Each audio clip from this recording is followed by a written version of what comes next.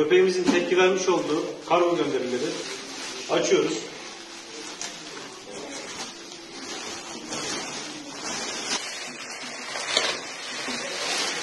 Bal tenekeleri var içerisinde. Şurayı bir açalım. Bal tenekeleri içerisinde açtığımızda evet, içerisinde göründüğü üzere bal yok. Sıvı halinde macunumsu kıvamda, renk ve görünüm itibariyle eroin maddesi olarak değerlendirdiğimiz madde.